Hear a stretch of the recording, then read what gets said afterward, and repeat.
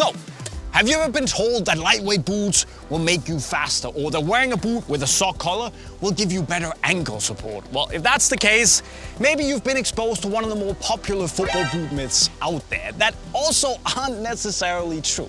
And in today's video, I'll go through 10 of them to make sure that you'll never fall for a boot myth again, especially if you need a new pair of boots from the link to Unisport right up there. Let's do it.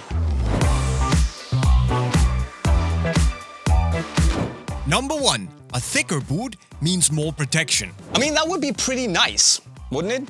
And I get the idea because we always talk about how these thin boots have absolutely no protection at all. So thicker boots, like the Copa Icon here, should, in theory, right? Yes, but mostly no, because while you do feel a little bit less of that sting and that very direct feel compared to a paper-thin boot in a thicker boot like this, if you get stepped on or grazed by a stud or, just full-on stud-sub tackled, it will hurt regardless of the thickness of the boot. So it might only be a 9.5 instead of a 10 on the pain scale, but it'll hurt. And even though the boot is thick, it's not really gonna protect your feet that much more. You'll just feel a little bit less. It doesn't matter. Number 2. Having a sock collar gives you more ankle support. Nope. Again, I kind of get the idea, because you have this really soft, slightly stretchy knitted material with a smidge of compression and a little bit of tension to it. So if you have the feeling that your ankles could do with a little bit of structure and support, this might just give that. But the thing is that it doesn't at all, actually. Because yes, you will feel that you have this snug sensation. There is material around your ankle, a little bit of tension and all that, and you do get that really smooth transition from boot to foot. Cool, but in terms of actual support and structure giving stability to the ankle, it doesn't really do all that much. Because at the end of the day, it's just a soft, pretty, it's just a knitted material. Think of it as like a thick tennis sock. Does that offer ankle support? No, it doesn't. And this is kind of the same. So if you need ankle support, go out there and tape it up using medical tape or medical bandages, or get an actual ankle brace. This is just for the feeling, that sock-like sensation, just for the vibes. Ankle support? Not so much. Number 3. Wearing smaller boots gives you better control. You've probably heard about how a young CR7 went down a full size to feel everything while he was dribbling. And if you're thinking, I'm a young CR7, I'm a dribbler, I could do the same, you probably A, need a reality check, and also need to B, realize that it's not the best idea. Because sure, the boots will feel tighter, but what it'll also do is hurt and potentially damage your toes and how your feet develop, but also potentially close off the blood circulation in your foot, which will mean that they go numb, so you won't feel as much either. In other words, wearing a smaller size boot will not give you a better control. Just wear your normal size, the right size, and then instead work on your dribbling and your touch in training. That's the way. And number 4, wearing lightweight football boots will make you faster. Oh yeah, that's a good one too. And I'll be honest, I'm partially guilty of falling for this myth myself, because I do believe that there's a little bit to it, that if you wear lightweight boots, you feel light on your feet, it might give you a little bit of a mental boost. And if you can use that sort of placebo effect to do better, then cool. It kind of works. And I know that all the brands are saying that, yeah, by shaving off 20, 30, 40 grams, it will make you run faster. We've tested and proven it in a lab. But in reality, on the pitch, it doesn't really do that much of a difference. I mean, if you're fast, you're fast. Put Mbappe in a pair of Copa Mundials, he's still gonna outpace everyone. So don't think that if you're a slow player, you buy a lightweight pair of boots, you'll be, zooming up and down the sideline in an instant. It doesn't work like that. I wish it did, but it doesn't. Number 5. Laceless boots give you better control. No. No, they don't. Look, having a big uninterrupted surface where there are no laceless interrupting your touch might feel as if you get better control on the ball. But let's just be honest here. Having a laceless boot will not save a bad touch. By all accounts, if you feel like wearing a pair of laceless boots will make you sharper on the ball and you feel better, and by all accounts, go laceless. But don't think for a second that buying a pair of laceless boots will turn your touch into that of Paulo Dybala. Because that's not the reason he has a good touch. It won't save that alone. Number 6. Using high-end, expensive football boots will make you a better player.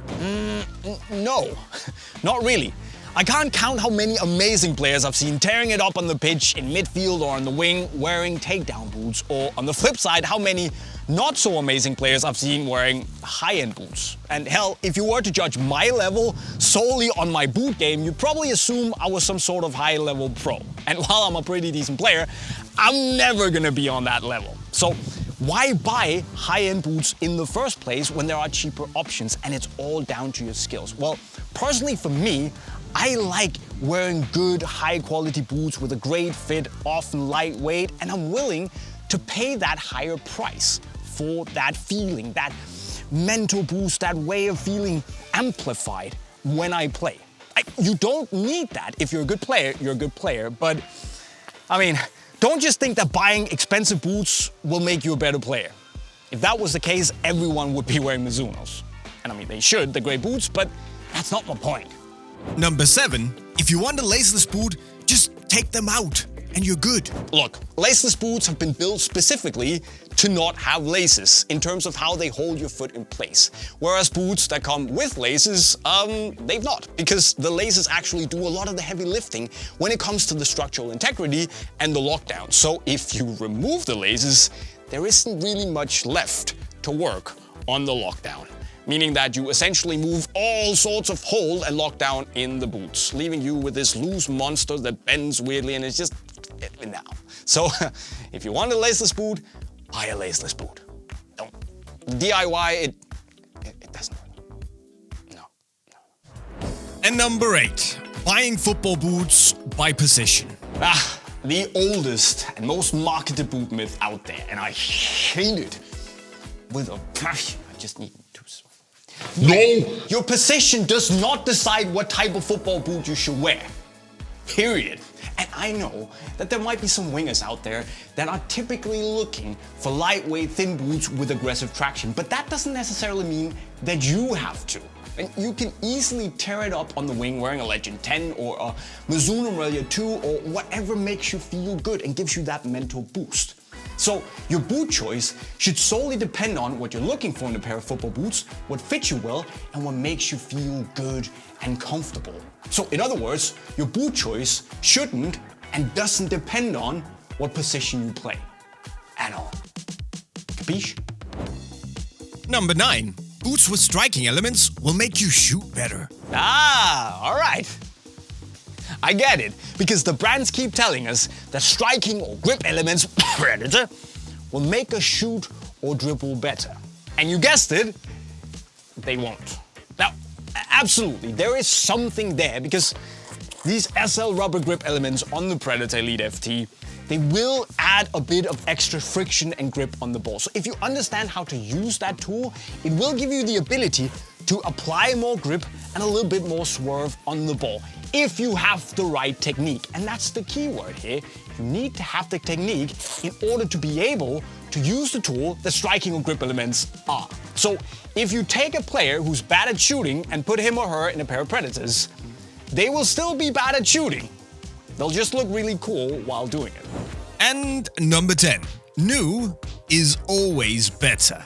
At least that is exactly what the brands want you to believe. But no, it's not. Not always, at least. Look at the Predator Edge, for instance. It came off the back of the Predator 3, which was fine, but the Edge was a total shambles.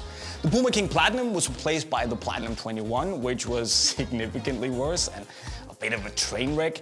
And also, while it was a pretty good boot to me at least, the Legend 10 managed to piss off basically 95% of its entire player base by switching away from leather, while being a solid football boot. And the thing is that most of the time when brands release a new boots, it brings a lot of improvements, better ways of manufacturing, they give you a better fit, little adjustments here and there that actually work.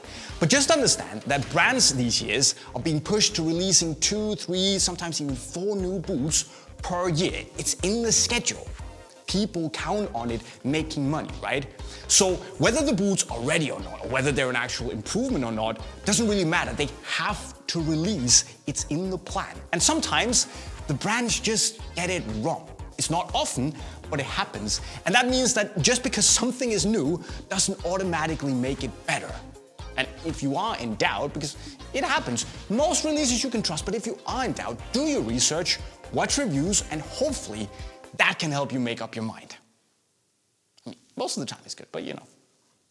So at the end of the day, what really matters when you get a new pair of boots is that you buy something that is what you're looking for, that fits you well, and most importantly, that makes you feel good.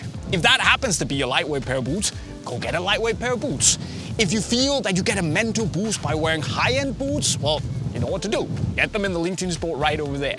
But the beautiful thing is that no matter what you're looking for, there are so many good options out there that there's likely to be a pair that fits your needs, that you can also buy in the link to Unisport right over there. But are there any myths that I missed that we should also talk about? Well then, let me know in the comment section right down below. Of course, also, don't forget to subscribe to the channel with the notifications on as always. And with those words, I'll be signing off.